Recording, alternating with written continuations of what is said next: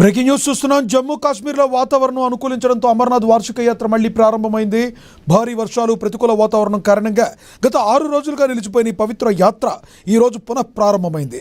జమ్మూలోని Bhagavati Nagar base camp నుంచి 6,000 మందికి పైగా భక్తులతో కూడిన కొత్త బృందం కాశ్మీర్లోని బల్తాల్ బేస్ క్యాంప్కు బయలుదేరింది. ఇవాళ తెల్లవారుజామున 2 గంటల 40 నిమిషాలకు భారీ భద్రత నడుమ 223 వాహనాల కాన్వాయ్లో ఈ 18వ బృందం పయనమైంది. కాగా ఈ ఏడాది ఇప్పటి వరకు 3.7 లక్షల మందికి పైగా భక్తులు మంచులింగాన్ని దర్శించుకున్నారు.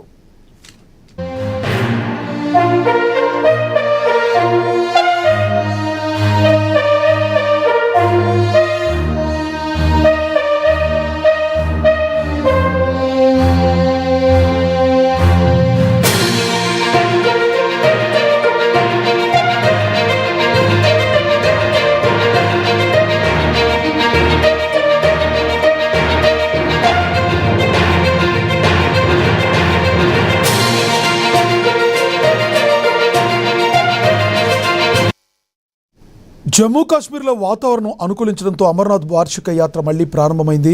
భారీ వర్షాలు, ప్రతికూల వాతావరణం కారణంగా గత 6 రోజులుగా నిలిచిపోయిన ఈ పవిత్ర యాత్ర ఈరోజు పునః ప్రారంభమైంది.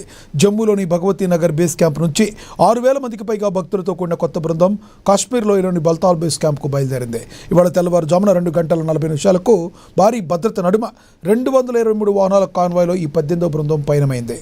కాగా ఈ ఏడాది ఇప్పటి వరకు 3.7 లక్షల మందికి పైగా భక్తులు మంచులింగాన్ని దర్శించుకున్నారు.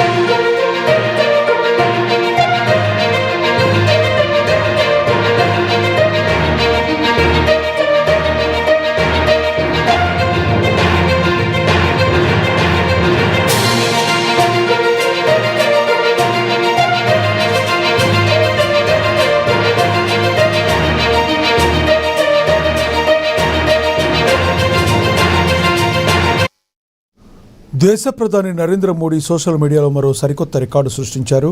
తాజాగా ఆయన విడుదల చేసిన ఒక వీడియో ఇప్పుడు సోషల్ మీడియాను ఊపిస్తుంది.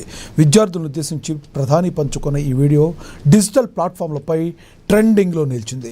ఈ వీడియో ద్వారా ప్రధాని మోడీ విద్యార్థులకు ప్రత్యేకంగా ధన్యవాదాలు తెలిపారు. తన వీడియోలను చూసి అమూల్యమైన సలహాలు, సూచనలు అందించిన ప్రతి ఒక్కరికి కృతజ్ఞతలు తెలిపారు. మీ నుంచి లభిస్తున్న ఈ ప్రేమ ఇలాగే కొనసాగాలని, మన మధ్య ఉన్న ఈ పటిష్టమైన బంధం ఎప్పటికీ ఇలాగే నిలవాలని ప్రధాని ఆకాంక్షించారు.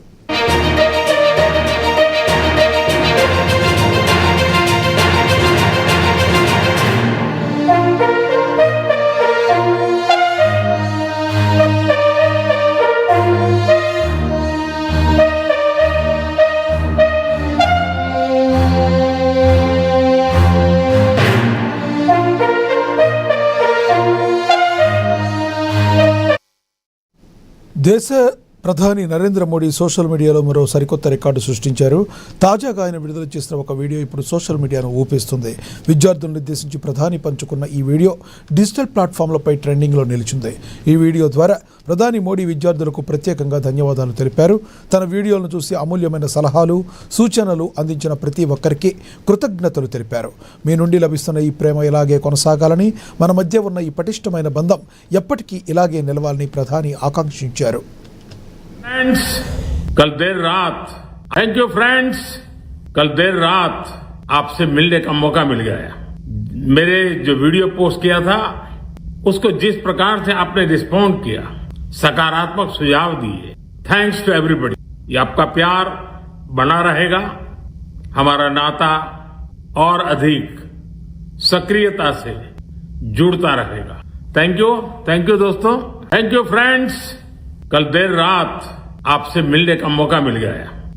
मेरे जो वीडियो पोस्ट किया था उसको जिस प्रकार से आपने रिस्पॉन्ड किया, सकारात्मक सुझाव दिए, थैंक्स टू एवरीबॉडी. ये आपका प्यार बना रहेगा, हमारा नाता और अधिक सक्रियता से जुड़ता रहेगा. थैंक यू दोस्तों, थैंक यू फ्रेंड्स.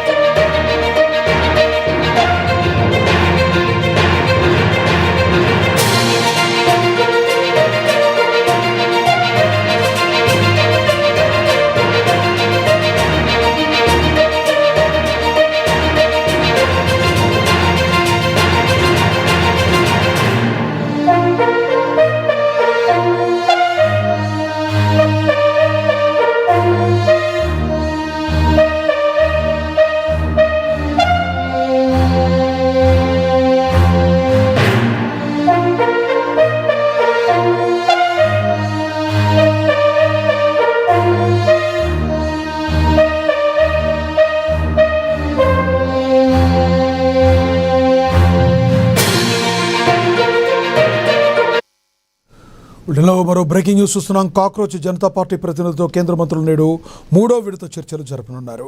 నేడు మూడోసారి బీజేపీ కేంద్రం మధ్య చర్చలు సఫలమవుతున్నాయని భావిస్తున్నారు. మధ్యాహ్నం 2 గంటలకు సీజేపీతో కేంద్ర చర్చలు జరపనున్నారు. ఇక కేంద్ర ప్రభుత్వం ముందు 3 ప్రధాన డిమాండ్లను కాక్రోచ్ జనతా పార్టీ ఉంచింది. ఆందోళన సందర్భంగా విద్యార్థులపై పెట్టిన కేసులు ఎత్తివేయాలని, మృతి చెందిన కుటుంబాలకు పరిహారం అందించాలని, మంత్రి ధర్మేంద్ర ప్రధాన్ రాజీనామా చేయాలని డిమాండ్లు పెట్టింది. వీటిలో ధర్మేంద్ర ప్రధాన్ రాజీనామా మినహాయించి మిగిలిన డిమాండ్లను అంగీకరిస్తామని మంత్రులు చెప్పారు. ఈ విషయంలో మరో ఆలోచనే లేదని కాక్రోచ్ జనతా పార్టీ తెలిపింది. దీంతో నేడు చర్చల్లో కేంద్ర మంత్రులు జేపీ నడ్డా, జితేంద్ర సింగ్ ఏం చెప్తారన్నది ఎంతో ఆసక్తికరంగా మారింది.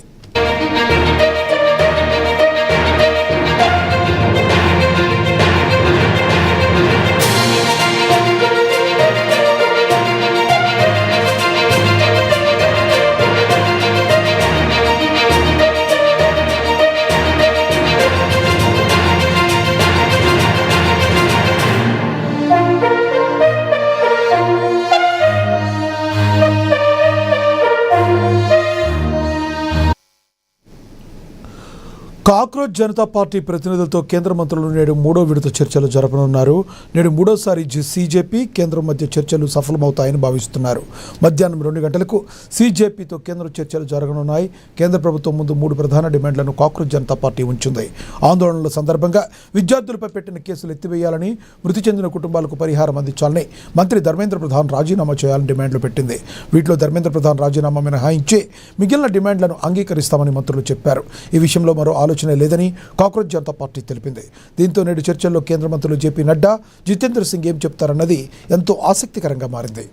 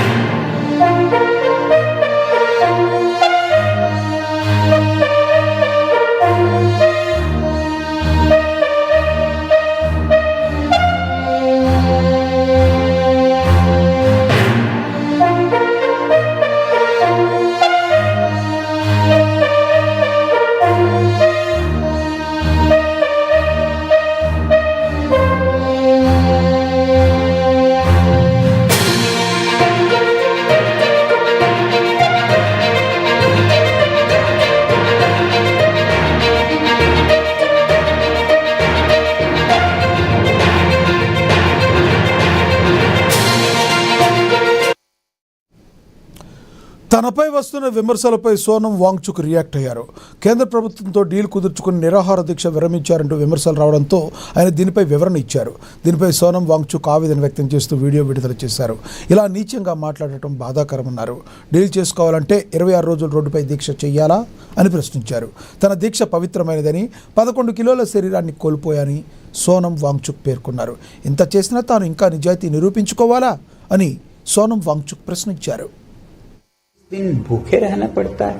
कितना 11 किलो शरीर खत्म हो चुका है, मसल्स चले गए हैं, ऑर्गन और दिमाग पर इरिवर्सिबल डैमेज लगभग होने के कागार पर पहुंचा है, और वो भी लद्दाख की कड़कती ठंड से दिल्ली की तपती धूप में बैठकर ये सब करने के बाद क्या मुझे किसी से कैरेक्टर सर्टिफिकेट लेनी होगी कि मेरा अनशन कितना पवित्र था?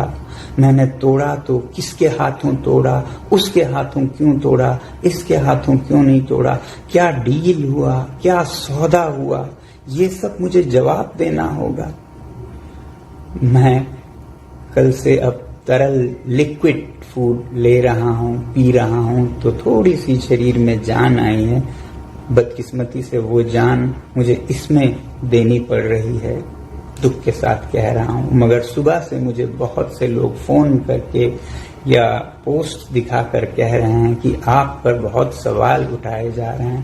आपने इनसे क्यों अनशन तोड़वाया, केंद्रीय मंत्रियों से क्यों नहीं तोड़वाया, किसी और से क्यों नहीं तोड़वाया, क्या डील हुआ है, सौदा हुआ है? ये सब मुझे जवाब देना होगा. अगर सौदा करना होता, डील करना होता, तो क्या 26 दिन भूखे रहना पड़ता है? कितनों ने डील किए हैं, आपने देखा होगा. क्या वो इस तरह से डील करते हैं? क्या मैं आलीशान एयर कंडीशन कमरे में बैठ के डील सौदा नहीं कर सकता था? मुझे यहाँ दिल्ली की కేంద్ర విద్యాశాఖ మంత్రి ధర్మేంద్ర ప్రధాన్ తక్షణమే తన పదవికి రాజీనామా చేయాలని బీఆర్ఎస్ రాష్ట్ర నాయకులు నగేష్ ముదిరాజ్ డిమాండ్ చేశారు. బీఆర్ఎస్ వర్కింగ్ ప్రెసిడెంట్ కేటీఆర్ జన్మదినం సందర్భంగా హైదరాబాద్ నల్లకుంట ఫేవర్ హాస్పిటల్లో రోగులకు పండ్లు పంపిణీ కార్యక్రమాన్ని నిర్వహించారు. ఈ సందర్భంగా నీట్ పేపర్ లీకేజీ కారణంగా దేశవ్యాప్తంగా 15 మంది విద్యార్థులు ఆత్మహత్యలు చేసుకున్నారని నగేష్ ముదిరాజ్ ఆవేదన వ్యక్తం చేశారు. కోట్ల మంది విద్యార్థుల భవిష్యత్తుతో కేంద్ర ప్రభుత్వం చెలగాటమాడుతుందని మండిపడ్డారు. ప్రధాని నరేంద్ర మోడీ తప్పు చేసిన వారిని రక్షించేందుకు ప్రయత్నిస్తున్నారని ఆయన ఆరోపించారు.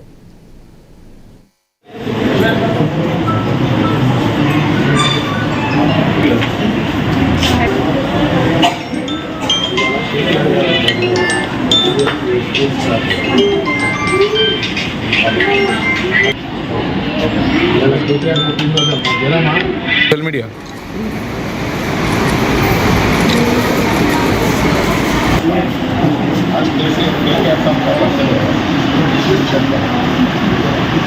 పైన మీకు ఏమైనా అభిమానం ఉంటే సేవా కార్యక్రమాల ద్వారా మీరు పేద ప్రజలను ఆదుకోండి అని ఒక సందేశాన్ని ఇచ్చారు కాబట్టి దాన్ని తూచా తప్పకుండా పాటిస్తామనే ఉద్దేశంతో ఈరోజు ఫీవర్ హాస్పిటల్లో ముఖ్యంగా మహిళలకు, వృద్ధులకు, చిన్నపిల్లలకు పండ్ల పంపిణీ కార్యక్రమం నిర్ణయించుకొని ఈరోజు ఇక్కడ రావడం జరిగింది. ముఖ్యంగా ఈరోజు కేటీఆర్ గారు జన్మదినం జరుపుకోవడానికి ముఖ్య కారణం ఏంటంటే ఢిల్లీలో గత 25 రోజుల నుంచి విద్యార్థులు ఏ విధంగా అవస్థలు పడుతున్నారో వాళ్ళపైన అక్కడ కేంద్ర ప్రభుత్వం, మోడీ ప్రభుత్వం ఏ విధంగా దమనకాండ జరిపి లాఠీచార్జ్ ద్వారా అణిచివేయాలని చూస్తుందో దానికి చెల్లించి ఈరోజు కేటీఆర్ గారి జన్మదినాన్ని జరుపుకోవద్దనే ఉద్దేశంతో ధర్నా చౌక్లో విద్యార్థులతో సహా దీక్షలో పాల్గొని ఇక్కడికి వచ్చి పండ్ల పంపిణీ కార్యక్రమంలో పాల్గొన్నాం. ముఖ్యంగా ఏదైతే మోడీ ప్రభుత్వము ఒక్క వ్యక్తిని కాపాడడానికి కొన్ని వేలు లక్షల మంది విద్యార్థుల ఉసురు పోసుకుంటుంది, అది మంచిది కాదు, దేశానికి కూడా మంచిది కాదు. ఒక ధర్మేంద్ర ప్రధాన్, అసలు ఆ పేరు ఉచ్చరించడానికే మేము సిగ్గుపడుతున్నాం. అదే అధర్మేంద్ర ప్రధాన్, చోరేంద్ర ప్రధాన్, జూటేంద్ర ప్రధాన్ అని పేరు పెట్టుకుంటే బాగుంటుంది. ఎందుకు ఈ మాట చెప్తున్నానంటే అతని హయాంలోనే 2021, 24, 26 ఒక వ్యక్తి ఒక్కసారి తప్పు చేస్తే చూడకుండా వదిలేస్తాం, ఏదో తప్పు జరిగింది కదా. అదే తప్పు పదే కొన్ని కోట్ల విద్యార్థుల జీవితాలపైన దాని ఎఫెక్ట్ పడుతుంది ఈరోజు కుటుంబాలపైన. ఈ నీట్ మేడ్చల్ జిల్లా బీజేపీ ఉపాధ్యక్షుడు మల్లెల నర్సింగ్ ఆధ్వర్యంలో ఉప్పల నియోజకవర్గ నాయకులు నాచారంలో నిరసన ర్యాలీ చేపట్టారు. నీటి వ్యవహారంలో విద్యార్థుల జీవితాలతో కాంగ్రెస్ పార్టీ రాజకీయాలు చేస్తుందని వారు ఆరోపించారు. రాహుల్ గాంధీకి వ్యతిరేకంగా నినాదాలు చేస్తూ ప్రధాన రహదారిపై బైఠాయించారు. అనంతరం రాహుల్ గాంధీ దిష్టిబొమ్మను తగలబెట్టేందుకు యత్నించడంతో పోలీసులు, బీజేపీ శ్రేణుల మధ్య వాగ్వాదం చోటు చేసుకుంది. ఈ సందర్భంగా నీట్ పరీక్షను రద్దు చేసి తిరిగి నిర్వహించడమే కాకుండా ఫలితాలు కూడా వెల్లడించామని, విద్యార్థులు సంతృప్తిగా ఉన్నారని మాజీ ఎమ్మెల్యే ప్రభాకర్ స్పష్టం చేశారు.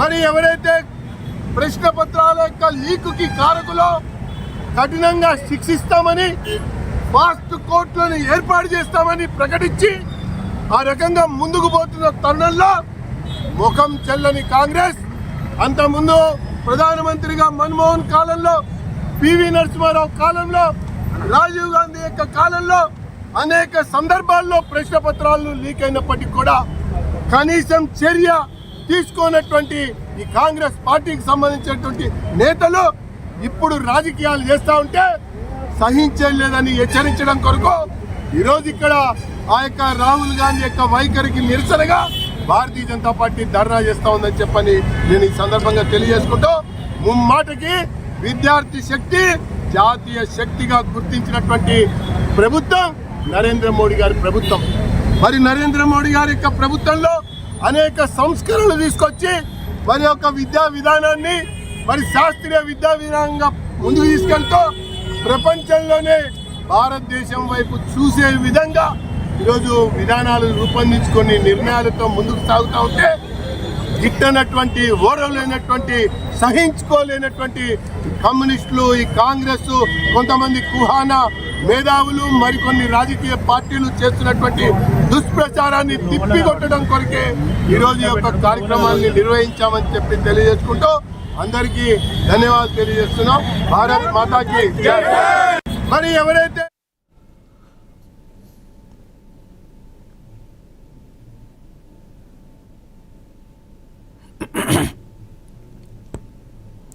కాకినాడ జిల్లా పత్తిపాడు మండలం ధర్మవరం జిల్లా పరిషత్ ఉన్నత పాఠశాలలో మెగా పేరెంట్స్ అండ్ టీచర్స్ కార్యక్రమాన్ని నిర్వహించారు. ఈ సమావేశానికి ఎమ్మెల్యే సత్యప్రభ, జనసేన రాష్ట్ర సంయుక్త కార్యదర్శి మేడిశెట్టి బాబీ, రాష్ట్ర ఖాదీ చిన్న పరిశ్రమల వైస్ చైర్మన్ కన్నబాబు హాజరయ్యారు. ఈ సందర్భంగా కూటమి ప్రభుత్వం చేపట్టిన ఈ మెగా పేరెంట్స్ టీచర్స్ కార్యక్రమం ప్రభుత్వ పాఠశాల విద్యార్థుల్లో దాగి ఉన్న ప్రతిభను వెలికి తీసేందుకు ఎంతగానో ఉపయోగపడుతుందని ఎమ్మెల్యే సత్యప్రభ పేర్కొన్నారు.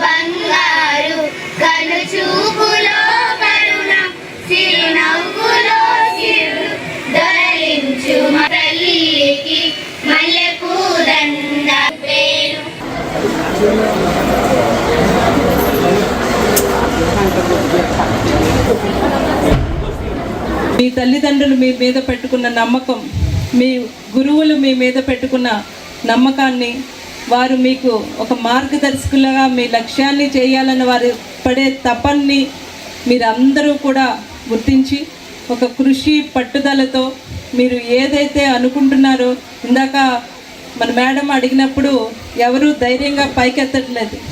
డాక్టర్ అనేటప్పటికి ఎత్తాలా వద్దా అంటున్నారు, లేదంటే ఒక ఇంజనీర్ అనుకునేటప్పటికి ఆలోచిస్తున్నారు. ఇది కాదు, మీది ఒక కృషి పట్టుదల. మేము మా లక్ష్యాన్ని అందుకోవాలి, మేము ఖచ్చితంగా దాన్ని అందుకుంటాము అని మీరు నిర్ణయించుకున్నప్పుడు మిమ్మల్ని ఆ లక్ష్యానికి చేరదీసేది ఇక్కడ ఉన్న ఉపాధ్యాయులు అందరూ సిద్ధంగా ఉన్నారు. నిజంగా ఇప్పుడు ఉన్న ప్రభుత్వ పాఠశాలలో ఉపాధ్యాయులు వారు పడే తపన, వారు చేసే కార్యక్రమాలు నిరంతరం విద్యార్థుల్ని, కార్పొరేట్ స్కూల్లో ఉన్న విద్యార్థులతో పాటు సమానంగా మన స్కూల్లో చదువుతున్న విద్యార్థులను కూడా సమానంగా ముందుకు తీసుకెళ్ళాలి అని ప్రతి ప్రభుత్వ పాఠశాలలోని ఉపాధ్యాయులు కూడా ఈరోజు నిరంతరం ఆలోచిస్తున్నారు. వారి ఆలోచనల్ని మీ లక్ష్యాల్ని కలిపి మిమ్మల్ని ముందుకు తీసుకెళ్లే బాధ్యత అన్నది వాళ్ళకు ఉంది. కానీ దాన్ని మీరు మీ క్రమశిక్షణ నిబద్ధతతో మీ తల్లిదండ్రులు, మీ ఉపాధ్యాయులు మీ మీద పెట్టుకున్న నమ్మకాన్ని ఎక్కడ వమ్మ చేయకుండా ముందుకు తీసుకెళ్ళాలి. ఈరోజు ఉన్న టెక్నాలజీని సక్రమంగా వినియోగించుకుంటూ ప్రతి విద్యార్థి కూడా ఒక బాధ్యతగా ముందుకు వెళ్ళి మీ లక్ష్యాన్ని చేరుకోవాలని చెప్పి ఇక్కడున్న తల్లిదండ్రులు కూడా ఆ బాధ్యతని, మీ బిడ్డ భవిష్యత్తుని తీర్చిదిద్దడానికి ప్రభుత్వం ఎంతైతే సిద్ధంగా ఉందో అందులో మీరు కూడా మీ వంతు బాధ్యతగా దాన్ని అంత. ప్రకాశం జిల్లా కలెక్టరేట్ ఆవరణలోని జాషువా ప్రాంగణంలో మహాకవి గుర్రం జాషువా 55వ వర్ధంతి కార్యక్రమాన్ని నిర్వహించారు.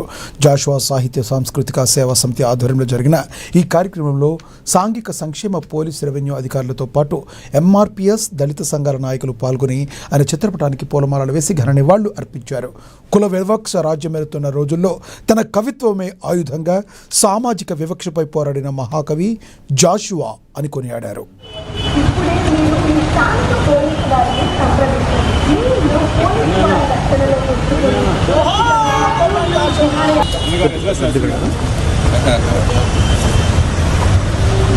ఎక్కడైతే అవమానించబడ్డాడో అక్కడే గండపేడిండాలు దొరికించుకోబడి ఊరేగించబడినవాడు, అంబారీల మీద ఊరేగినటువంటి వాడు, పగలే దివిటీలు పట్టుకొని ఊరేగించినటువంటి గొప్ప కవి జాషువా గారు. ఈరోజు సమాజంలో దళిత కవులు ఉన్నారనుకుంటే ఆ దళిత కవులు కత్తి పద్మరావు దగ్గర నుంచి మొదలుకుంటే పైడి తెరేష్ బాబు, లేదంటే ఇక్కడ ఉండబడిన ఎజ్రా శాస్త్రి, కత్తి కళ్యాణ్ లాంటి వాళ్ళందరూ కూడా, అనేక మంది కవులు కూడా వాళ్ళకి స్ఫూర్తి ఎవరు అనుకుంటే జాషువా గారు. ఈరోజు దళిత కవిత్వం, దళిత సాహిత్యం ఈరోజు ఈ విధంగా ప్రజురెళ్ళడానికి, ప్రపంచం మొత్తం వర్ధిల్లడానికి కారణం జాషువా గారు. జాషువా గారిని ఇచ్చినటువంటి స్ఫూర్తి అని చెప్పక తప్పదు.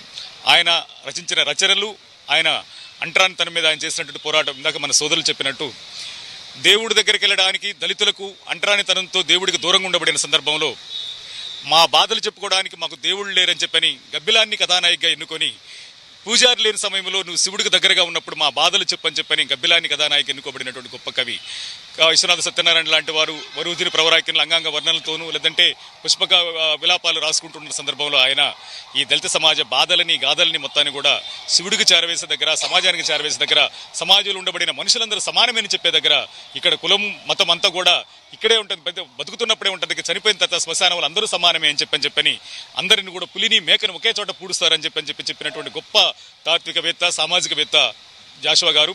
ఆయనని దాదాపు జాషువా సాహిత్య సాంస్కృతిక సేవా సమితి ఆధ్వర్యంలో గత 26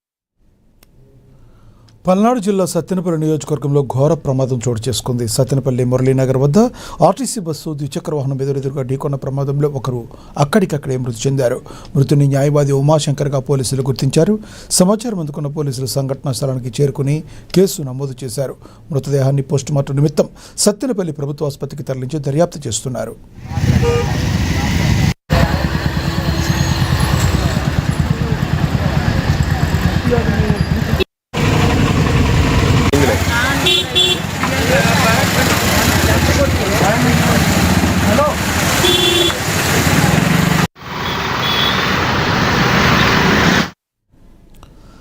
ఆంధ్రప్రదేశ్లో కరోనా వైరస్ వ్యాప్తి చెందుతున్న నేపథ్యంలో ఒంగోలు రిమ్స్ ఆసుపత్రి యంత్రాంగం పూర్తి స్థాయిలో సమాయత్తమైంది.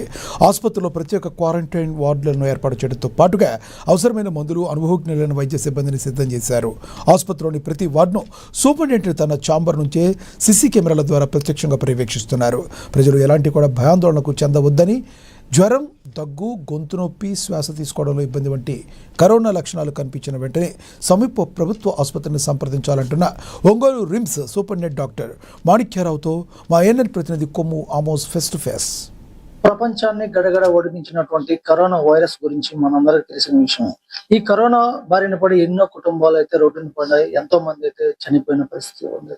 కరోనా అంతరించిపోయిందనే సమయంలో మళ్ళీ కరోనా విజృంభిస్తుంది. ఈ కరోనా బారిన ఇప్పుడే కొన్ని రాష్ట్రాల్లో అయితే కొన్ని కేసులు కూడా నమోదయ్యాయి. ప్రస్తుతం మన ఆంధ్రప్రదేశ్ లో కొన్ని కేసులు అయితే ఉన్నాయి. ఒంగోలులో ఎన్ని కేసులు నమోదయ్యాయి, ఇటు ప్రభావం ఎలా ఉంటుంది అనేది మన ఒంగోలు సూపరింటెండెంట్ గారు మన మధ్యలో ఉన్నారు. వాళ్ళని అడిగి మరిన్ని విషయాలు అయితే తెలుసుకుందాం. సార్ చెప్పండి సార్, కరోనా ప్రకాశం జిల్లాలో ఎన్ని కేసులు నమోదయ్యాయి, వాటి ప్రభావం ఎలా ఉంటుంది? గుడ్ ఆఫ్టర్నూన్ అండి. నేను doctor yes Manikya Rao, superintendent Ongole general hospital. యాక్చువల్గా మిత్రుడు అడిగినట్లు ఇప్పుడు కరోనా ఈ మధ్యలో ప్రబలుతుంది అనేది చెప్తున్నారు. లాస్ట్ టైం వచ్చేసి ఇట్ ఈస్ అన్ పాండమిక్, అంటే ప్రపంచవ్యాప్తంగా వచ్చింది అది. బట్ ఇప్పుడు ఎండమిక్ గా వస్తుంది, అంటే అక్కడక్కడ కొన్ని చోట్ల, అన్ని చోట్ల ఒకటేసారి వస్తే ఎపిడమిక్ అంటారు. ఇప్పుడు పాండమిక్ గా వస్తుంది కాబట్టి అక్కడక్కడ వస్తుంది కాబట్టి ఇది పాండమిక్, ఎండమిక్. అంత భయపడాల్సిన అవసరం లేదు, ఫస్ట్ పాయింట్. అండ్ ఇప్పుడు వచ్చే వేరియంట్ కూడా అంత సీరియస్ వేరియంట్ కాదు.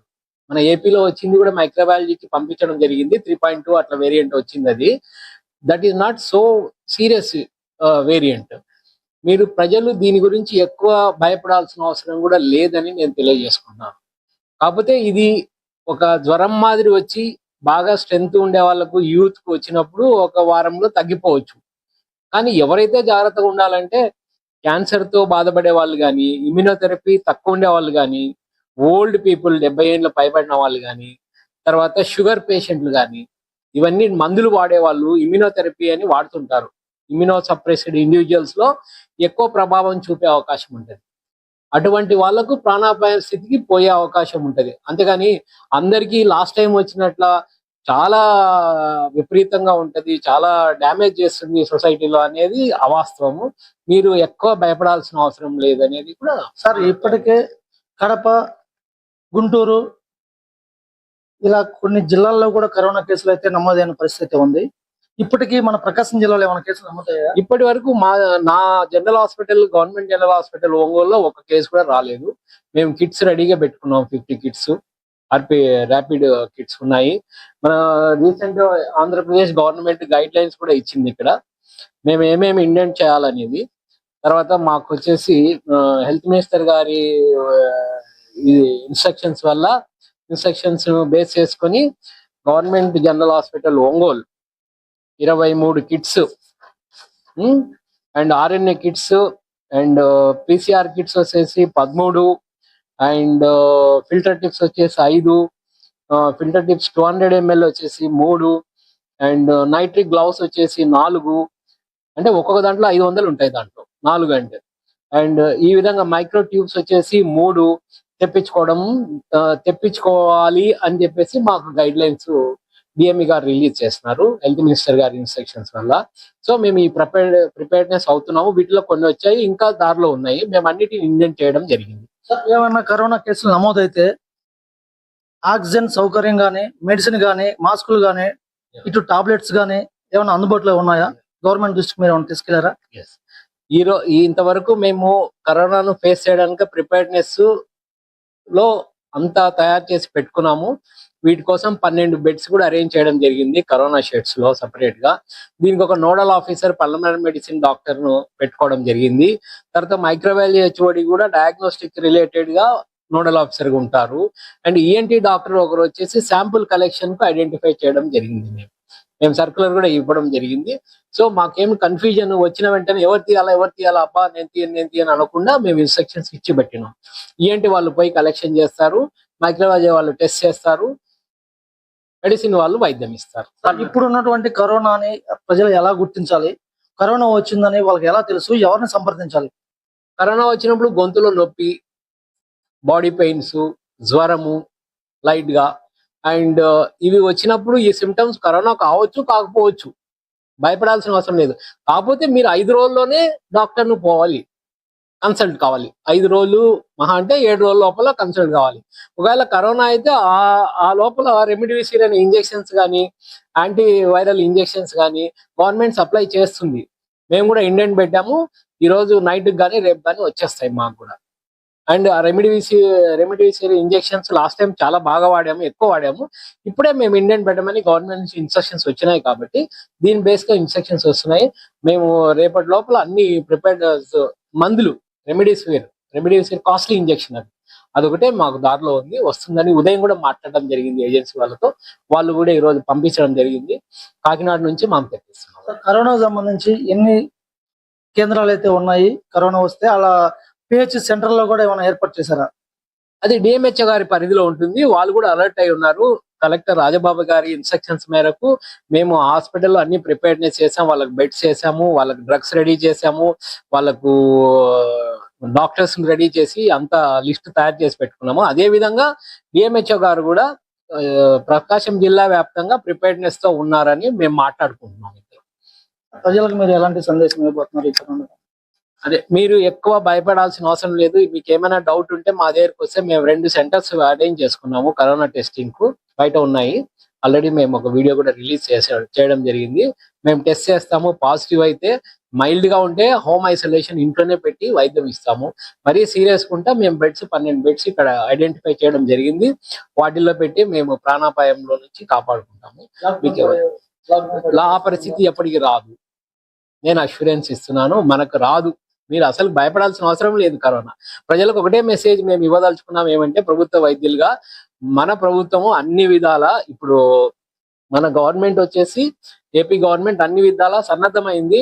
మమ్మల్ని ఎల్లవేళలా హెచ్చరిస్తూ అన్ని రకాల తోడ్పాటు ఇస్తుంది. మందులు పంపిస్తున్నారు, ఇంజెక్షన్స్ పంపిస్తున్నారు, కిట్స్ పంపిస్తున్నారు. మీరు భయపడాల్సిన అవసరం లేదు. ఏదైనా కూడా వస్తే జనరల్ హాస్పిటల్కి వస్తే మేము ఎల్లవేళలా ఇక్కడ ఉండి రిసీవ్ చేసుకోవడానికి team of doctors will be. తాజా పరిస్థితి, కరోనాకి ఎవరో భయపడాల్సిన పని లేదని మనతో సూపరింటెండెంట్ గారు చెప్పి ఉన్నారు. గతంలో కంటే ఇప్పుడు ఉన్న వైరస్ ప్రభావం పూర్తిగా తగ్గిపోయింది. ఈ కరోనా బారిన పడి ఎవరో ఇబ్బంది పడాల్సిన అవసరం లేదన్నారు. కరోనాకి సంబంధించి ఒంగోలులో అన్ని ఏర్పాట్లు అయితే సిద్ధంగా ఉన్నాయి. ఈ కరోనాకి ఎవరో భయపడాల్సిన పని లేదని మనతో సూపరింటెండెంట్ గారు అయితే చెప్పి ఉన్నారు. ఇది ఇక్కడ ఉన్నటువంటి తాజా పరిస్థితి. ఏఎన్ న్యూస్, ఆమోస్, ప్రకాశం జిల్లా.